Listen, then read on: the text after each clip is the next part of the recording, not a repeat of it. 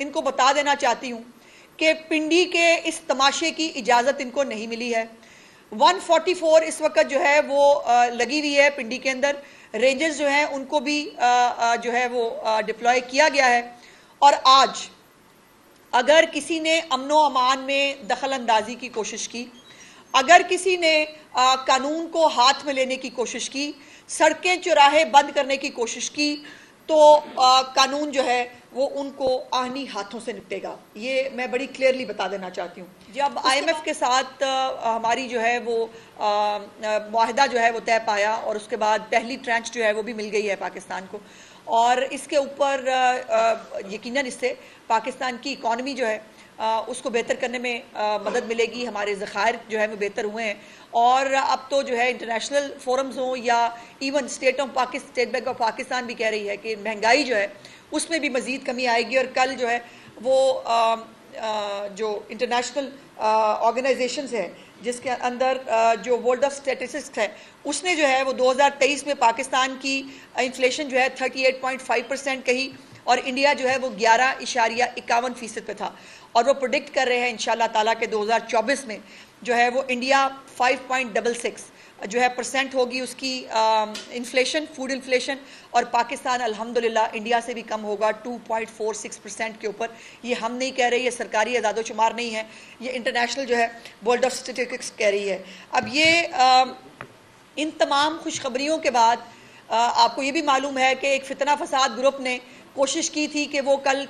तमाशा लगाएंगे prime minister की तकरीर के दौरान न्यूयॉर्क के अंदर, लेकिन उनको मुंह की खानी पड़ी। जब 15 से 17 लोग वहाँ इकट्ठे हुए तो वो जो सूरमा थे जिन्होंने अनाउंस किया था उनको शर्मिंदगी से सिर झुकाकर वापस जाना पड़ा, और जो है वो उस सो कॉल्ड एहतजाज के अंदर शामिल नहीं हो सके। यही प्रॉब्लम है इनका। जब मुल्क के अंदर बेहतरी आने लगती है, जब मुल्क के अंदर हालात बेहतर होने लगते हैं, जब गरीब की रोटी जो है वो पहुँचानी लगती हैं, जब हुकूमतें जो है वफाकी हुकूमत हो या पंजाब की हुकूमत हो, वो दिन रात जो है वो महंगाई को कम करने के लिए, वो आम आदमी के लिए मुख्तलिफ जो है वो इक़दामात ले रही हैं। इनका फितना फसाद जो है वो जोबन पे है। पहले IMF को इनके लिए शर्म से डूब मरने का मुकाम है कि IMF के जो है वो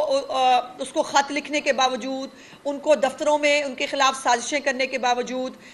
IMF का प्रोग्राम जो है वो अल्हम्दुलिल्लाह मिला भी। और ये भी जो है इसको हमारी जो कल मैंने वज़ीर ख़जाना को सुना जो कह रहे थे कि हमारी जो है वो अगर हमने इसको आखिरी प्रोग्राम बनाना है, जो पहले भी 2016 में मियां मोहम्मद नवाज शरीफ साहब की हुकूमत आखिरी प्रोग्राम जो है वो करके गई थी मुकम्मल IMF का, और अगर इसको आखिरी प्रोग्राम बनाना है तो हमें इसके अंदर स्ट्रक्चरल चेंजेस करने होंगे, जिसके ऊपर बहुत तेज़ी से काम हो रहा है। अब कुछ दिन पहले फितना फसाद ग्रुप जो है उसको वज़ीर आला पंजाब मरियम नवाज शरीफ साहिबा ने जो है वो एक पॉलिटिकल लीडर होते हुए, एक जमहूरी जहन की खातून होते हुए, गो उनके साथ जो कुछ हुआ था वो उन्हें भूला नहीं आज तक, लेकिन उसके बावजूद उन्होंने कहा कि नहीं, इनको इजाज़त दो, इनको जाना चाहिए, इनको जलसा करना चाहिए।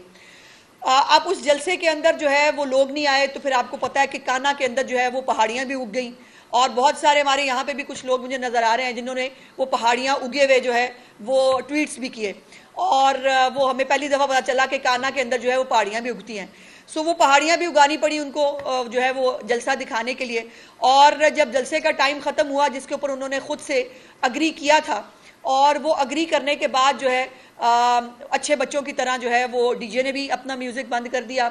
जो स्टेज वाला है उसने स्टेज को जो है वो चाबी लगाई और स्टेज लेके वो चल पड़ा, और बाकी जो है वो अच्छे बच्चों की तरह जो है वो नीचे आके आराम आराम से अपनी गाड़ियों में बैठ के चले गए। उसके बाद डांट पड़ी, और जो फितना फसाद का मास्टरमाइंड है, जो जेल के अंदर बैठा है, जिसको पाकिस्तान के अवाम का सुकून और चैन अच्छा नहीं लगता, उसने जो है वो इनको डांट भी पिलाई। और उसके बाद अब उसने ये प्लान किया कि ठीक है, अब काना के अंदर जो है वो पहाड़ियाँ भी उगानी पड़ती हैं, मुख्तलिफ फेक वीडियोज़ भी लगानी पड़ती हैं, तो उससे बेहतर यह है कि अब ये तरीक़ाकार इख्तियार किया जाए कि सड़कें ब्लॉक करें, चौकों के अंदर जो है मुजाहरे करें, आम आदमी को तकलीफ हो, गाड़ियां रुकें, और उसके बाद एक वीडियो बने और कहा जाए पूरी कौम बाहर निकल आई है। और इस स्ट्रेटजी के तहत इन्होंने आज जो पिंडी के अंदर फसाद का प्रोग्राम बनाया है, उस फसाद के प्रोग्राम के अंदर जो अब इस वक्त चीफ मिनिस्टर केपीके, जिसके अपने सूबे की हालत यह है कि मैं सिर्फ कल रात की आपको दो चीज़ें बताना चाहती हूँ। बाजौड़ में पुलिस गाड़ी पे हमला हुआ है, बम हमला, जिसमें 3 पुलिस एहलकार जख्मी हुए हैं और एसएचओ समेत बाकी एहलकार को अल्हम्दुलिल्लाह अल्लाह पाक ने महफूज रखा। एसएचओ शाहपुर जो है उनकी गाड़ी मामूल के गश्त पे थी और उसके ऊपर जो है ये सड़क पे जो नस्ब बम है उसके साथ जो है वो ये वाक़या हुआ। उसके बाद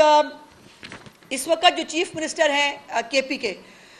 वो सवाबी के लिए निकल चुके हैं। और सवाबी पे वो क्यों जा रहे हैं? सवाबी में वहाँ वो क्रेन्स, एम्बुलेंस और फायर ब्रिगेड उनकी वहाँ तैयार है और वो उन्होंने लेकर जो है वो पिंडी पे यलगार करने के लिए आना है। और उनके साथ जो है वो पूरा जो सरकारी जिस तरह से आपने पिछली दफ़ा भी देखा कि पिछली दफ़ा तो खैर वो अपनी जो तकलीफ़ और जो परेशानी थी कि लोग इकट्ठे नहीं हुए और गंडापुर जो है उसने जानबूझकर लेट आए जलसे के अंदर, और उसके बाद अपनी जो डिप्रेशन है वो अपनी AK-47, मुझे ये बताइए कोई सीएम हो किसी सूबे का, उसके हाथ में जो है वो आम आदमी के प्रॉब्लम्स को सॉल्व करने की कोई फाइल होनी चाहिए या AK-47 होनी चाहिए। और मैंने उस दिन भी आपको बताया था इनकी अपनी फुटेजेस मौजूद हैं, जिन फुटेजेस के अंदर जो ये लोग निकलते हैं जब केपीके से या कहीं से, वो अपनी गाड़ियों में उन्होंने साथ अपने असला रखा होता है। क्या कोई सियासी जमात असले के साथ सियासी जलसा करने आती है? क्या कोई सियासी जमात जो है, और एक चीफ मिनिस्टर एक सूबे का जो है वो करेने लेकर, एम्बुलेंसें लेकर और जो है वो फायर ब्रिगेड को लेकर वो क्या करने के लिए आ रहा है पिंडी के अंदर? एक बात मैं बहुत क्लियरली, लाउड एंड क्लियर इनको बता देना चाहती हूँ कि पिंडी के इस तमाशे की इजाज़त इनको नहीं मिली है।